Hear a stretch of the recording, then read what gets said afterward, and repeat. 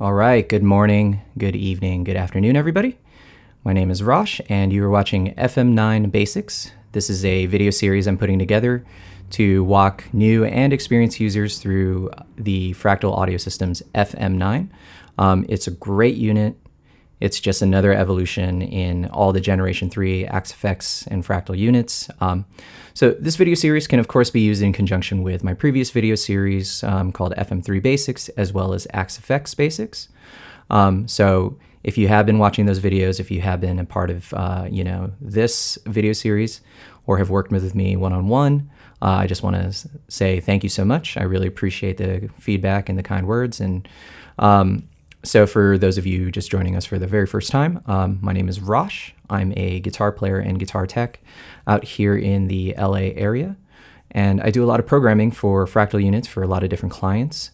Some of my clients in the past have included Leppard, Melissa Etheridge, Steve Vai, Dweezil Zappa, Perfect Circle, Bush, and many more.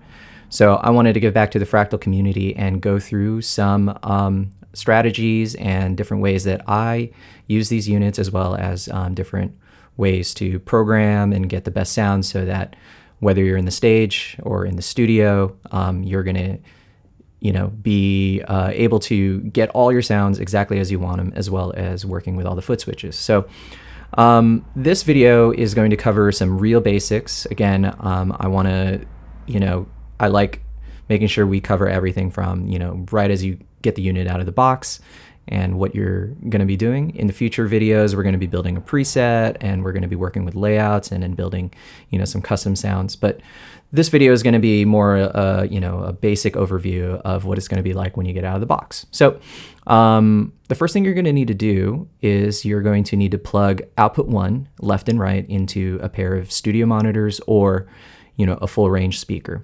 We will go over other setups in the future, such as using a traditional guitar amp, using 4-cable method, or using the power amp section of a traditional guitar amp, or using a powered power amplifier such as a Matrix. Again, you can view some of my previous videos where I cover some of these topics, so there's going to be some crossover, and there might be some repetition, but I want this video series to also be self-contained. Okay, so let's talk about some of the basics. So once you get this unit plugged in with a USB cable, and you got some audio, you're going to notice that you're just like on the unit itself down below, you're going to see, you're going to definitely want to hit that button right there.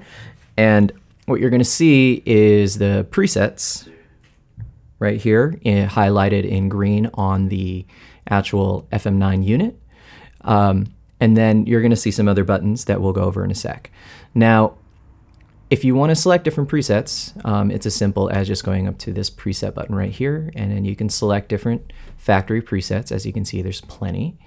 The first, couple banks and columns are going to be factory presets just based on, a specific guitar amp. So for example, this 59 bass guy is based off of a Fender Bassman, or maybe if you go to here, that's going to be an AC20, or maybe these are the Friedmans, or these are going to be, the Brit Silver is based off the Marshall Jubilee, and there's different ones. So you can select any of these at any point. And so if we select this one, Brit 800, you'll notice that obviously the switches change, and we'll cover that in a second, but now you have this, Marshall JCM 800 preset. And then if you maybe select, the Deluxe Reverb, now you have, basically this is like a Fender Deluxe Reverb. And all the other different presets, of course, there are some factory presets that are in the later banks that are maybe going to be certain specific, effects, or they're going to be maybe based off of certain guitar players, such as John Petrucci rig is based off of John Petrucci's rig, and et cetera, et cetera. Or, for example, DC30 is kind of based off of a AC/DC kind of tone. But we'll cover some of that in the future. These are just going to be some of your basic presets. So some of these are the Fenders, some of these are going to be the Marshalls, and then you get into some more higher gain territory, etc. Now, that's going to be controlling and switching presets using FM9 Edit right here. Now, if you want to switch and change presets on the actual unit itself by pressing switches, it's as simple as pressing any one of these green switches. So right here, we're going to select the 59 bass guy. And as you see, FM9 edit will, of course, reflect that. So here's the bass guy. Now let's say we select the double verb, which is going to be more of a Fender Twin bass kind of tone. And then again, the FM9 edit will, of course, select that. Now, if you want to go into any of these higher numbers, where you see some of these other factory presets, if you look on the unit itself, on the far right, the orange switches are the bank up and down switches. So I'm going to turn a little bit. You'll see my foot go into the video. And when you press this, what it's going to do is it's going to go through higher and higher banks. So as you can see on the screen, it's going to show bank 0. Then we go to bank 1, bank 2, bank 3.